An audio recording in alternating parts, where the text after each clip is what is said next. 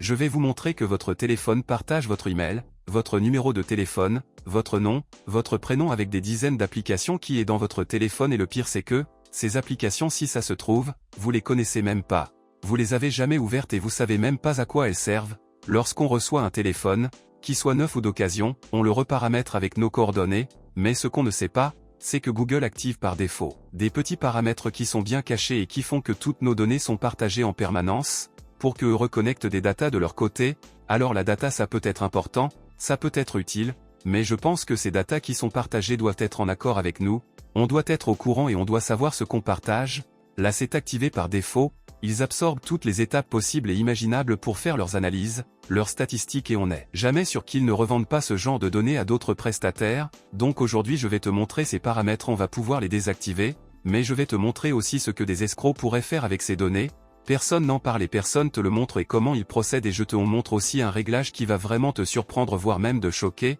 Le problème que ces données soient partagées à maintenant des entreprises et maintenant des sociétés, un escroc qui tomberait dessus va pouvoir récupérer ton numéro de téléphone et toutes tes coordonnées et il va pouvoir appeler ton opérateur que ça soit MTN, Congo ou autre, se faire passer pour toi et transférer ta ligne de téléphone sur son propre téléphone. Donc il va recevoir tous tes messages, tes SMS, et qui dit recevoir des SMS, dit recevoir éventuellement des codes confidentiels, des codes de banque, des codes qu'on pourrait envoyer ni plus ni moins par message, comme on fait beaucoup et on peut imaginer qu'avec ce genre d'accès, il pourrait éventuellement vider ton compte. On a tous reçu des SMS, qui me disent cliquez sur ce lien pour recevoir un colis, le colis ne rentre pas dans la boîte aux lettres etc. Alors ceux qui sont au courant ne cliquent pas dessus, mais il y en a quand même beaucoup qui cliquent dessus. Est-ce que les escrocs font de façon très malin? C'est que vu qu'ils ont vos coordonnées et ils vous envoient des messages ciblés avec votre nom et votre prénom, donc c'est d'autant plus flexible. Après avec les données d'adresse, de numéro de téléphone et nom et prénom, quand ils ont ce genre de données, ils ont accès à vos réseaux sociaux et qu'est-ce qu'on fait dans les réseaux sociaux? On publie des photos, on est en vacances, on n'est pas à la maison et comme on publie en direct.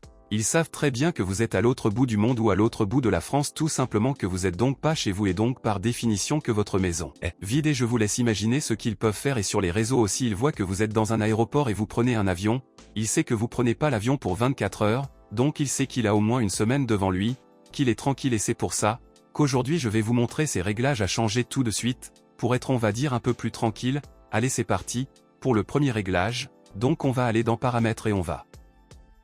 chercher Google. Donc généralement dans tout ce menu on a Google, on va cliquer dessus et on va cliquer sur tous les services. Là on a un autre menu et on va descendre et on va essayer de trouver l'option partage du numéro de téléphone, on va cliquer dessus.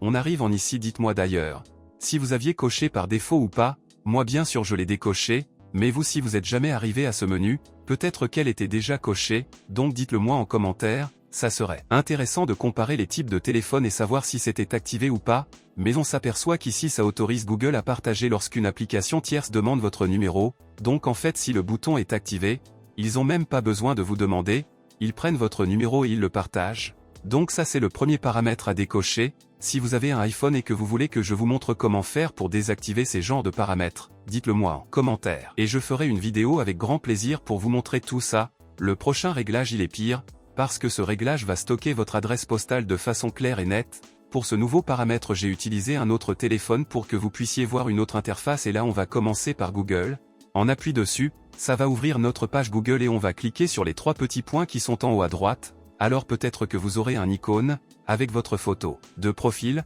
Moi j'ai trois petits points sur ce téléphone, on clique dessus et on va appuyer sur paramètres. Ça va ouvrir un autre menu et regardez tout en bas on va avoir adresse et autres, donc on clique dessus et comme moi c'est un téléphone de démonstration que j'utilise de temps en temps pour vous montrer des astuces ou des réglages, j'ai rien paramétré, mais vous normalement vous devriez avoir ici votre adresse, votre nom, votre prénom, tout un tas de données personnelles et ce curseur là sera sûrement activé, il sera sûrement comme ça et si vous avez rentré plusieurs adresses vous les retrouverez ici, donc je vous conseille fortement de décocher cette option et ça va éviter Google à transmettre votre adresse personnelle, privée et précise en plus d'ailleurs on le voit bien, donc en décochant ça, les applications pourront plus avoir accès à vos adresses personnelles, mais sur cette page là on va pas s'arrêter à ça, moi j'ai pas d'adresse mais vous en avez sûrement une. Ce que vous allez faire, c'est que vous allez cliquer dessus et là vous allez avoir toutes les champs à remplir avec votre nom, votre prénom, votre adresse et en haut à droite, vous allez avoir un petit icône en forme de poubelle. Si vous voulez supprimer des anciennes adresses ou toutes les adresses vous cliquez dessus et ça va supprimer l'adresse et comme ça vous êtes sûr qu'il y aura plus aucune donnée personnelle. Le problème c'est que Chrome vous aide à remplir les adresses lorsqu'on va sur un site et vous permettre de présélectionner déjà toutes les informations juste en cliquant dessus, mais s'ils le gardent en stock, ça veut dire qu'ils peuvent le partager et c'est ici qu'on va régler le problème. Alors c'est vrai que ce sera moins rapide pour certains sites à remplir ces coordonnées, mais au moins vous êtes sûr qu'ils ne sont pas partagés sans que vous le sachiez, parce que le problème c'est que certains sites vont pouvoir récupérer ces données et le problème c'est que si ce site il est malveillant, il reviendra à vous donner à quelqu'un d'autre et ça serait une boucle sans fin, donc désactivez cette option et au moins là vous êtes tranquille. Ensuite on va revenir en arrière une fois et on va avoir gestion des mots de passe de Google, on va cliquer dessus et si vous allez trouver tous vos mots de passe normalement, c'est tous les mots de passe qui vous aident à vous connecter facilement à tous les sites, lorsque vous êtes déjà enregistré, mais le problème c'est que, si vous perdez votre téléphone et qu'ils arrivent sur cette page-là, ils vont avoir accès à tous les sites, parce que c'est le site et le mot de passe et il aura accès à tout, donc moi je préfère utiliser un gestionnaire de mots de passe dédié, là au moins je suis sûr que c'est sécurisé et qu'aucun mot de passe va pouvoir être divulgué, après c'est au choix, parce que c'est vrai que c'est pratique, surtout avec tous ces mots de passe on arrive à en retenir même pas la moitié, donc c'est quand même pratique qu'on les ait enregistrés. Mais faire attention à ne pas perdre son téléphone ou à sécuriser cette partie-là et si une vidéo vous intéresse sur la protection des mots de passe avec un gestionnaire de mots de passe ou autre, dites-le moi dans les commentaires et je pourrais en faire une vidéo spéciale sur les mots de passe. On va retourner sur le menu principal tout au début et on va aller sur Paramètres. Voilà Paramètres, en descendant on va avoir le mot confidentialité, ça doit être par là. On clique dessus et on va venir chercher gestionnaire d'autorisation, on va cliquer dessus et là on va arriver sur un menu où on va avoir toutes les autorisations qui sont données de votre téléphone à quelque chose d'externe, donc on va prendre un exemple, on va prendre Contact. Contact c'est tout là où il y a notre répertoire avec tous les numéros de téléphone de nos proches, en cliquant dessus, on voit que nos contacts sont transmis à toutes ces applications et il y en a quand même pas mal, on a une partie autorisée. Donc on a autorisé les contacts à être partagés avec cette application et juste en dessous on a 9 autorisés, mais là par exemple dans mon cas je vois que j'autorise la connexion avec mes contacts et Google, ça je n'ai jamais autorisé Google à accéder à mes contacts. C'est fait par défaut donc en cliquant dessus, on voit que voilà les contacts sont autorisés dans cette application, c'est cliquer sur autoriser, donc là moi je vais cliquer sur refuser, donc là je refuse à Google d'accéder à mes contacts, il n'a pas à avoir accès à mes contacts. Donc vous ce que vous allez pouvoir faire, c'est regarder dans cette position-là et Google vient de s'effacer, dans la catégorie autorisée, vous allez avoir plus ou moins d'applications, donc regardez bien et à temps perdu, vous allez aller dans les applications, pour les décocher, valider le fait que vous avez bien que vous refusez, bien à vos contacts d'être autorisés à accéder à cette application-là et ça. C'est un petit paramètre de sécurité qui fait que, voilà c'est une sécurité supplémentaire pour pas que vous contactez les numéros des copains ou de la famille soient diffusés sur le net à tout voir, donc c'est vrai qu'il y a des applications, c'est normal, dans les messages, c'est normal d'avoir accès aux contacts, plus qui nous propose qu'on clique sur un contact, d'appeler ou d'envoyer un message ou d'envoyer un email dans certains cas, donc ça c'est normal, le téléphone aussi. Mais vous aurez peut-être beaucoup plus d'applications qui sont autorisées à vos contacts, donc allez voir c'est un bon paramètre de sécurité, qui permet de verrouiller encore un petit peu plus, le fait de diffuser des informations personnelles, là j'ai pris le cas des contacts, mais quand on vient en arrière, on a localisation, microphone, SMS, donc prenez 10 minutes sur le canapé tranquillement à cliquer dessus, à regarder quelle application est autorisée ou pas, voyez ce qui est logique qu'il ne l'est pas et supprimer l'autorisation quand c'est nécessaire, il y a quand même pas mal d'applications qui sont autorisées, il y a pas mal de choses et ça vaut le coup de prendre 10 minutes pour contrôler tout ça juste avant de finir pour ce réglage, il y a une ligne qui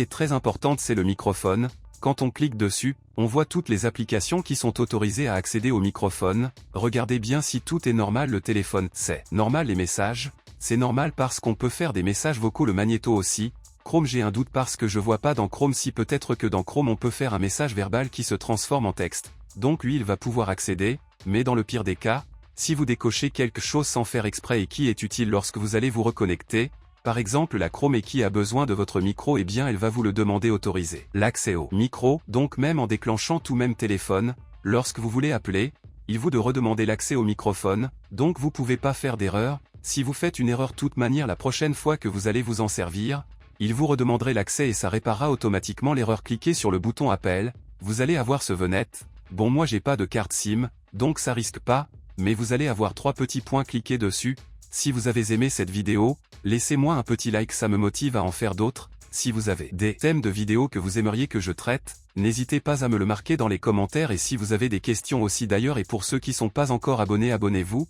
c'est avec un grand plaisir qu'on vous accueille sur cette chaîne. Je vous souhaite une belle journée et je vous dis à la prochaine.